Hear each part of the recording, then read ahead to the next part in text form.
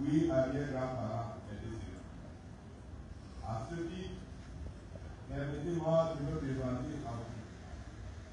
Je suis Eliou Madiba Mapuo, Kouonia Same, Samenya Same, Samenya Bloube, Bloube Peye, Upeya Mtulu, Mtulu Leki ya Mutie ya Mie ya Bloube, Bloube Miwale, Iwale ya Mbedi, Mbedi ya Mbongo, Mbongo ya Mbe, Mbe ya Diketi, Diketi ya Mbosi, Mbosi ya Malera, Malera ya Mbele. Je pourrais aussi parler de ma mère. Vous me trouverez donc à Bonamoy et Bonatele, à Bonatone, à Bonaloba Baby, à Bonapiso, Bonekami, à Bonatuma, Bonatuma, Bonabona. Vous me trouverez à Bossoua, chez les Éolies. Vous me trouverez chez les Éolies, toujours à Petit Malébé. Et vous le trouverez également chez les Mandimba et Bonitoulou. Et j'ai oublié de vous parler aussi de Koki et de Mandouka et de Mangama. C'est toujours moi. De même, tout groupe qui partage un sentiment d'identité collective ressent le besoin d'entretenir et de renforcer les croyances, les valeurs et les raisons qui font son unité et assurent sa continuité. Ce sentiment est si puissant que, lorsque les membres d'un peuple se trouvent loin de leur territoire d'origine, ils éprouvent très souvent le besoin de reconstituer leur communauté. Cela favorise la socialisation, le partage des pensées et renforce la cohésion. C'est précisément l'une des raisons de cette convention des Savoirs d'Amérique du Nord. Comment peut-on donc renforcer cette cohésion si on ne connaît pas son histoire? Pour les Africains que nous sommes, la connaissance de l'histoire traditionnelle africaine repose principalement sur la tradition orale, en raison de la rareté et du caractère incertain des documents écrits. Ces sources, bien que parfois altérées par des falsifications volontaires ou par l'imagination des témoins, méritent une grande attention.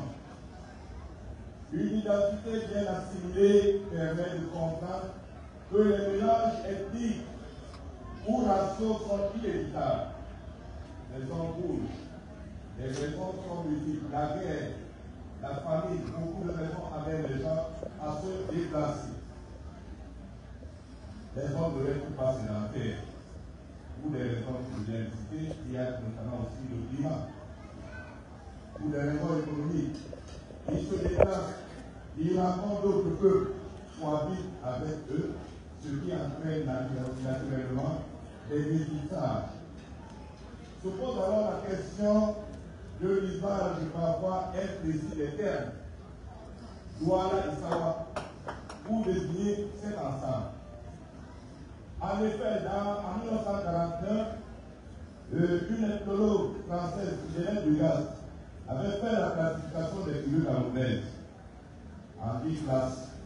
Parmi les 10 classes, il y a 3 qui nous intéressent ici. Il y a une classe qui a été appelée les Noirs, une autre qu'on a appelée les Makoulou, et une troisième qu'on a appelée les Bassalakoulou. Mais il y a eu d'autres, parce que cet ethnologue avait pensé que la famille se limitait à 6 filiations, 6 niveaux de famille. Mais les ethnologues camerounais ont révisé cette façon de voir les choses. Parce qu'il y a des familles, comme je l'ai dit tout à l'heure, qui se sont déplacées, qui sont allées dans d'autres endroits alors que c'est la même famille. Les chercheurs révisionnistes ont donc élargi l'analyse prenant en compte des indices historiques, en anthropologique, linguistique, ethnologique, toponymique et sociologique. Un groupe ethnique pouvait ainsi se définir comme un ensemble de familles plus ou moins apparentées, mais reliées par un mode de vie commune et des alliances matrimoniales adoptant des coutumes partagées.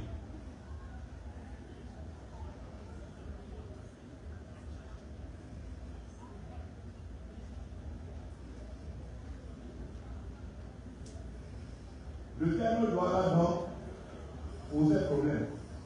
Appeler un groupe ethnique Douala et appeler une composante de ce groupe ethnique Douala, c'est-à-dire les Douala du département de Bouy, et appeler l'ensemble de cette tribu les Douala, ça prêtait équivoque.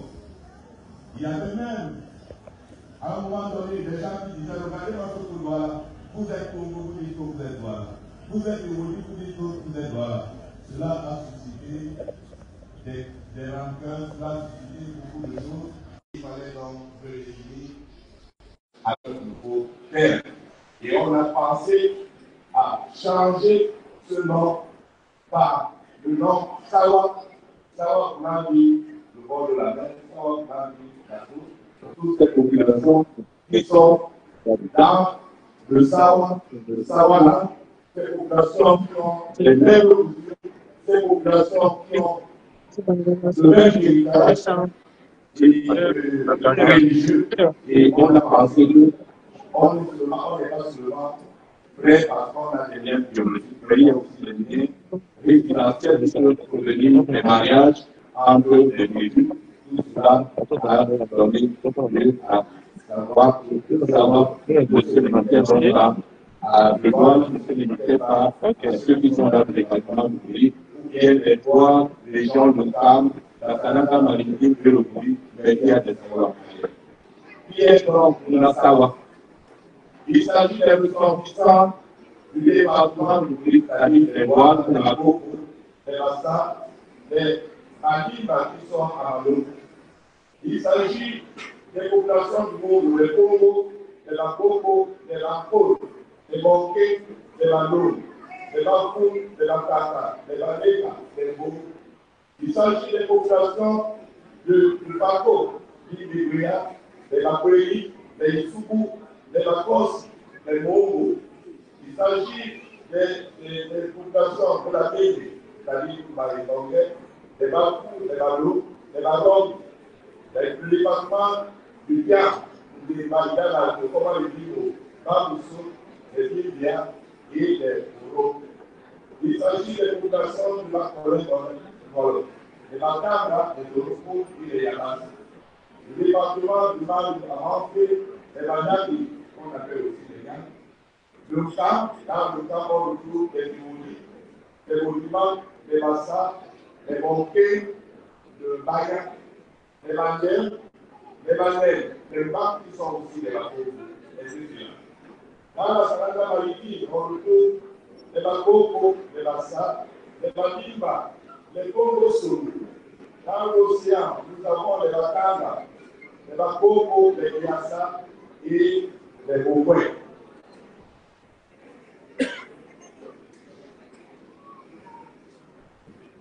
Le terme d'intérêt comme l'attaque au bout de changement dans l'Union renvoie à un certain nombre de proverbes Sawa qui exaltent les vertus de la solidarité. C'est comme ça que j'ai compris ce sujet d'intérêt comme l'attaque. Si vous êtes dans le relation et que vous allez intérêt, ça veut dire que vous allez changer. Est-ce que vous allez changer négativement ou positivement? C'est seulement que vous allez changer positivement. Donc, les termes, nous avons un certain nombre de proverbes qui vont très bien avec le texte que vous avez choisi. Notamment, Yann Asumalo Saleh Balawapai. Avec l'association de plusieurs mains, on ne peut être qualifié de paresseux. Papa a dit encore Sénégal. À plusieurs, on n'a pas peur. Et puis, le puis votre Taomi, c'est le grand nombre qui a raison de la lutte. Il y a Gando et Mawande au village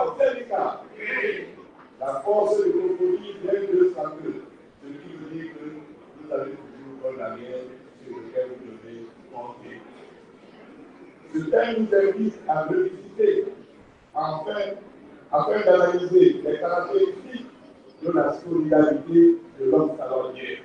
Parce que vous ne pouvez pas savoir où vous allez, si vous ne savez pas d'où vous venez. Dès qu'on parlait à cette aujourd'hui et d'appliquer les changements nécessaires pour un avenir harmonieux. De vivre ensemble harmonieux. Parce qu'il ne s'agit pas de vivre ensemble. On peut vivre ensemble dans le vertu, mais vivre ensemble harmonieux. La société Sawa était fondée sur 3 éléments essentiels, à savoir la foi. Les Sawa avaient la foi. La société Sawa, il y avait la foi. Il y avait une société secrète et il y avait des classes d'âge. Ce sont ces éléments qui donnaient force à la société Sawa. Dans le cas de la foi, le peuple Sawa est au fondement mystique. Je dis bien mystique. Vous l'êtes, parce que je dis que le peuple Sawa est fondamentalement mystique. Bien avant l'évangélisation, il croyait déjà en un Dieu unique. Tout enfant était éduqué dans la foi en Yahvé, le créateur de tout ce qui existe et se meut. La salutation traditionnelle Sawa est un véritable credo. Qu'est-ce que c'est? Qu'est-ce que c'est? Qu'est-ce qu'il fait? C'est Yahvé, le Dieu créateur, le Dieu tout-puissant, l'alpha et l'oméga. Le Sawa définit l'homme comme un être d'essence divine, doté d'un esprit appelé Élie, d'une âme bouddhique et d'un corps ignoré. De là vient le qualificatif Soyamé, contacté de Sontuma Yamé, pur-sang divin. La connaissance de Dieu, de soi-même et de l'univers, puissant nous la première explication de la cohésion et de la force des Sawa. Pour l'homme Sawa, il n'y a pas d'agile entre Yahvé et les hommes, grâce à l'existence des forces intermédiaires, alors des ancêtres. On invoque aux divinités qui viennent de leur puissance. Vous avez vu, monsieur, il est tout à l'heure là, il a fait appel aux ancêtres parce que nous sommes convaincus qu'il y a une chaîne qui nous lie à nos ancêtres. Même si nous sommes entrés dans les religions importées, nous savons que nos ancêtres vivent. On nous l'a dit, les ancêtres ne sont pas morts. D'abord nos parents. Nos propres parents vivent là où ils sont. Et nous devons les invoquer pour toutes les occasions. Vous avez appris dans la Bible que le père lui donnera à son enfant un serpent s'il demande du poisson ou un scorpion s'il demande du pain.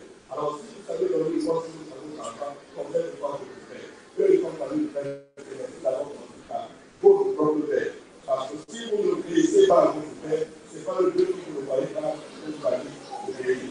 Donc, nos ancêtres vivent. La société Sawa avait des sociétés secrètes. Pour structurer son organisation sociale, l'homme Sawa a institué des confréries ou sociétés secrètes, chacune ayant un rôle bien défini. Il y avait le Mouri, il y avait le Congolo, le Mouri s'occupait de la justice, le Congolo s'occupait du sacrifice individuel. Il y avait l'Élôme, est une société secrète qui avait la puissance de l'élimination. Il y avait aussi le Géou, qui était la super confrérie. Ceux qui ont souvent été au Ngolo, qui sachent que le culte qu'on fait au Ngolo, c'est le culte Géou. Et le culte Géou était pratiquement dans toutes les sociétés samoaniques jusqu'à maintenant. Et il y avait même le parler Géou, les chefs que nous avons, leurs ancêtres, dont ils ont hérité les femmes, parlaient entre eux dans la langue de Géou. Le Bapéli parlait au Douala, pas en langue de Douala, mais en langue de Géou. C'est les choses que nous avons aujourd'hui avec le rythme de la l'éducation sociale. Il y avait également les Lilongwa. spéculative.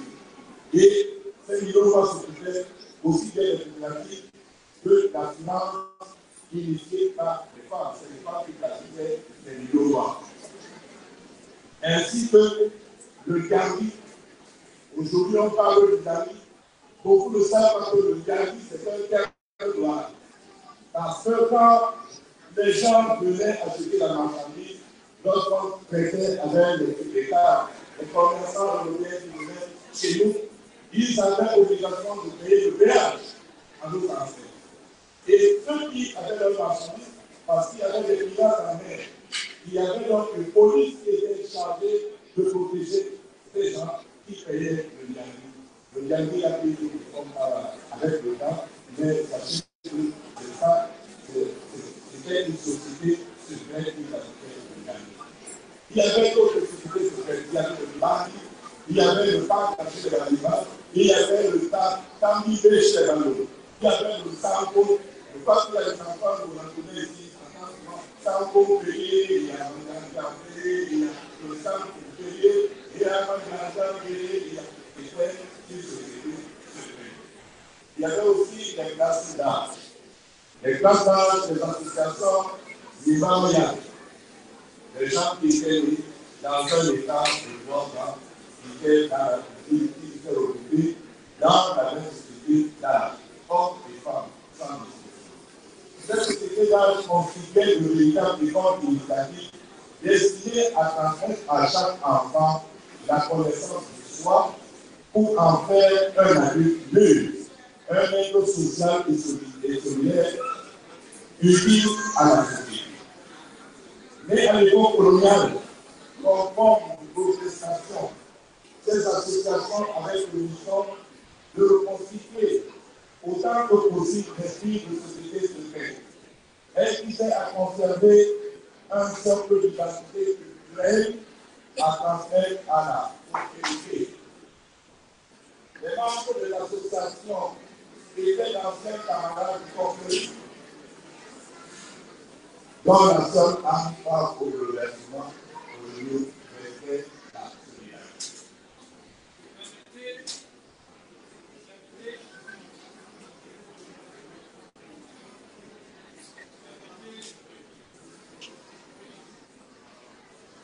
Permettez aux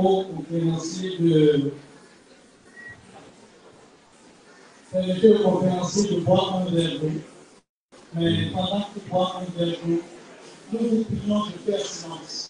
C'est très mal poli au moment où il est en train de développer et de partager ces bonnes nouvelles, ce savoir qu'il y a autant de bruit. On veut que vous soyez respectueux par rapport à ce travail. Please, let's listen carefully and by keeping quiet. Now, I want to announce on the same topic that the bar is open. You can get some drink in the bar quietly. Vous pouvez, le bar est ouvert, peut vous servir au fond, vraiment tranquillement, sans faire de bruit. Nous voulons profiter de cette main qui nous tombe vraiment du ciel. Merci pour votre attention.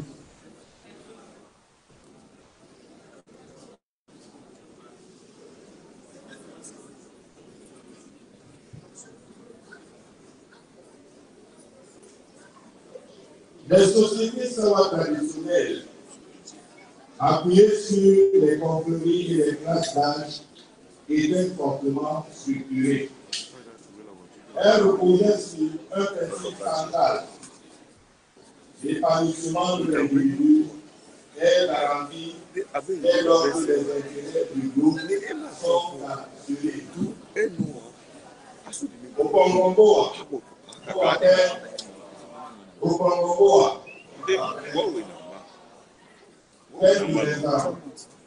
au niveau de l'éducation,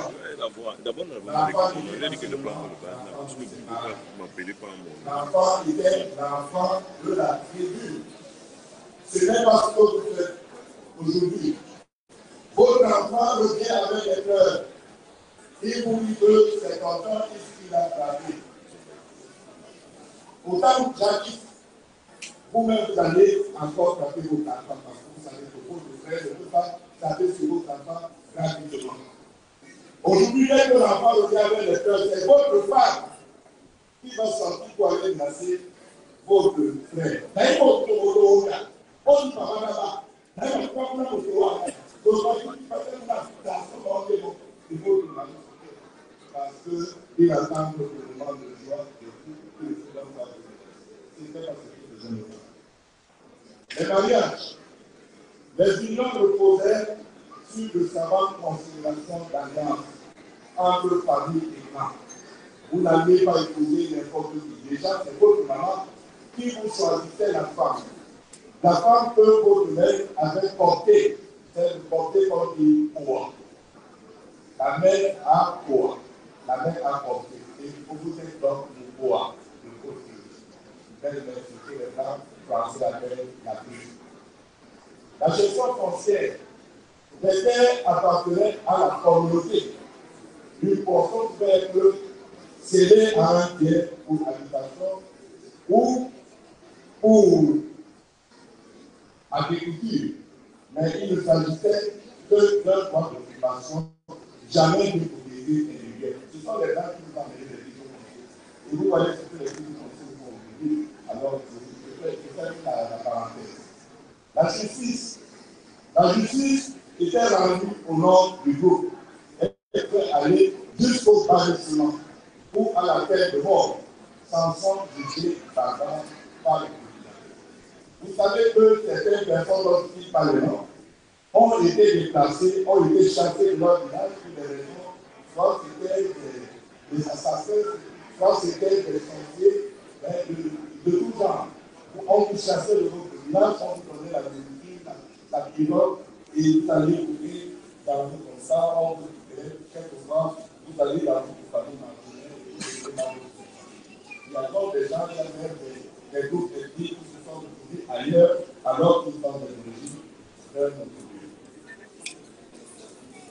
Les cinq caractéristiques ont permis au peuple savoir d'assurer une stabilité sociale et d'occuper une position dominante dans l'histoire du Cameroun. Plus de 2 siècles de règne, sans partage sur le fleuve Louis et la côte atlantique, règne de Savoie. Les premiers grands exploitations agricoles de toute l'industrielle dans le nord, c'était de Savoie. Une présence déterminante dans l'administration jusqu'à la fin de la Seconde Guerre mondiale, même au début des années 60. Vous ne pouvez pas compter le nombre de sous-préfets, le nombre de préfets, le nombre d'instituteurs, le nombre de médecins africains qui étaient des savants et j'en passe. Une lutte acharnée pour l'indépendance du Cameroun. Vous avez vu le rôle que le Ngondo a joué là pour que nous arrivions à notre indépendance au janvier 1960.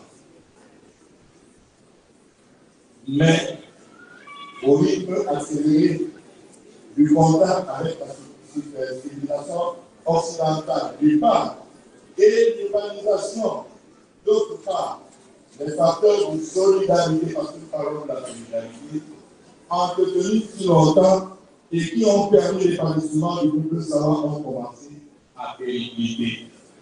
Le contact avec l'Occident s'est traduit par l'adoption par les savants d'un nouvel ordre basé, d'un nouvel ordre social basé sur l'intérêt individuel qui, à dire vrai, leur a été imposé. Parce que l'autre civilisation qui a pris contact avec nous a un autre paradigme de vie qui n'est pas le nôtre et que nous avons adopté. Aujourd'hui, tu vas me dire à ton frère que moi-même, vous ne m'aimez pas tellement, c'est à ton côté, vraiment, comme ça, c'est le paradigme que nous avons adopté et qui nous a mis dans un individualisme qu'on ne peut pas définir. Le docteur Chesson montre la résistance des savants à l'installation des Européens. L'action des missionnaires et celle de l'administration coloniale sont basées sur ce principe dit du respect de la personne humaine. Au sujet de l'administration, le cadre de son action s'est confié patiemment à la direction de la responsabilité directe des individus. ce n'est plus la responsabilité de la collectivité, mais la responsabilité des individus. La concession de la propriété romaine a remplacé les concessions traditionnelles. Je vous avais logé quelque part dans ce genre. Le jour où Congrance, le géomètre allemand qui était là, il a demandé qui habite ici. On a dit c'est M. Congrance. On a mis le nom de Congrance dans le degré foncier. Le jour où les enfants viendront revendiquer ce terrain, on va leur dire notre village. Voilà, c'est pour marquer l'autorité de ce terrain prochain.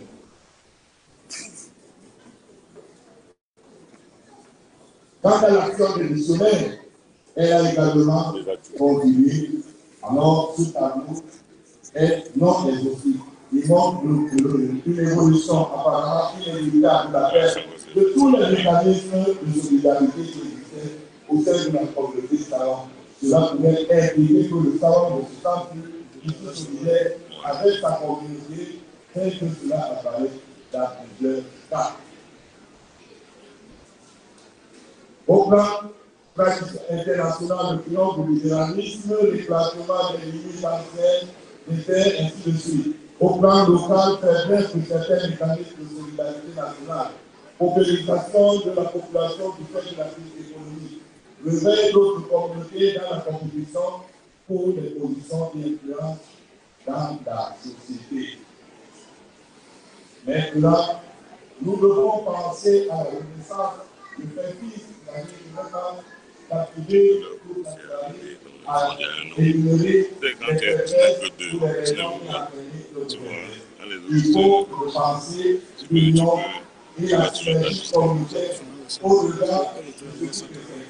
Comment reconstruire la grandeur et l'influence du peuple savoir à travers des alliances, les stratégies et les synergies internes, à l'image de ce que réussissent d'autres communautés, comme nos frères bandits, afin de répondre collectivement aux défis identitaires, économiques et culturels dans un monde dominé par la société. On nous a pas répété que les savoirs ne sont pas nombreux. Nous limitons aux seules communautés installées dans les bassins du Cap et du Moulou. Pourtant, le Dieu Bango, à Bakassi, nous couvrons des côtes et des terres immenses, riches d'histoire et de savoir. Nos frères américains ne sont pas plus nombreux, mais leur force réside dans leur capacité de bâtir ensemble, de penser synergie avant les soleils individuels. Pourquoi pas? C'est ce changement de mentalité que je viens vous inviter à bâtir en diaspora et au-delà. Nous savons que nos exemples vivant de diaspora organisée. Vous êtes une diaspora. Il y a d'autres qui sont organisés. Il y a les Ivoires au Nigeria.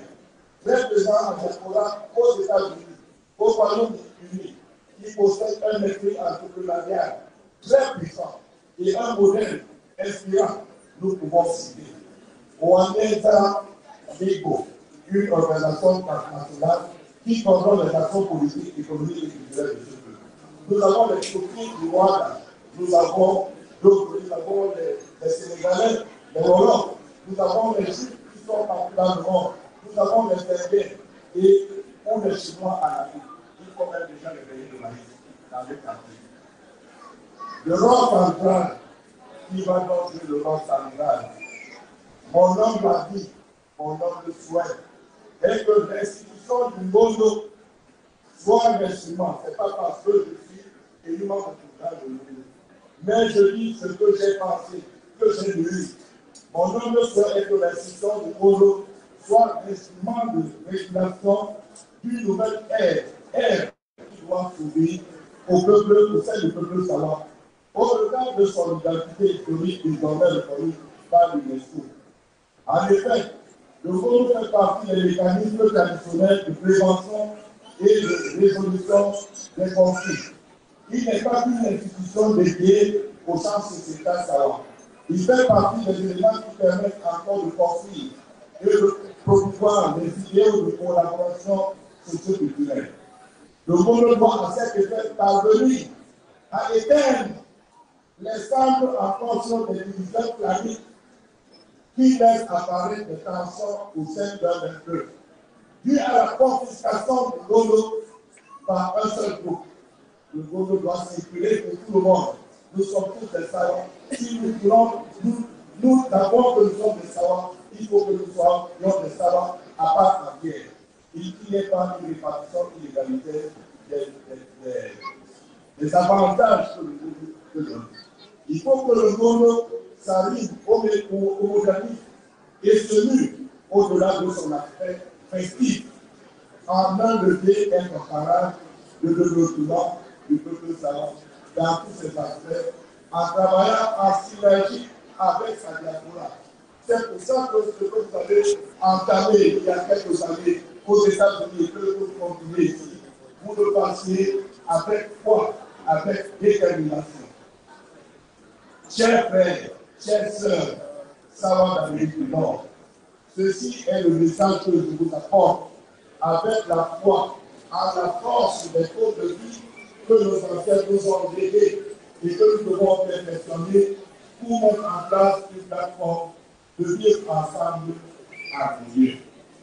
Les savants doivent aujourd'hui abandonner leur égoïsme, leur particularisme, leur individualisme afin d'évoluer vers des initiatives créatives d'action palpable. Il faut donc que chacun essaye tant que faire se peut de mener des actions qui, étant elles-mêmes, vont intensifier celles des autres. Je vous partage enfin cette pensée d'après Tennyson. C'était un écrivain du 19e siècle, 1992, avec l'espoir que cette rencontre sera la résonance souhaitée. Je le cite. Il n'est pas trop tard pour partir en quête d'un monde nouveau, car j'ai toujours le propos de voguer au-delà du soleil couchant. Et si nous avons perdu cette force qui autrefois réunissait la terre et le ciel, ce que nous le sommes, des cœurs héroïques et humains de drame. Affaiblis par le temps et le destin, mais fort par la volonté de chercher, lutter, trouver et de devenir céder. Je vous remercie de votre attention.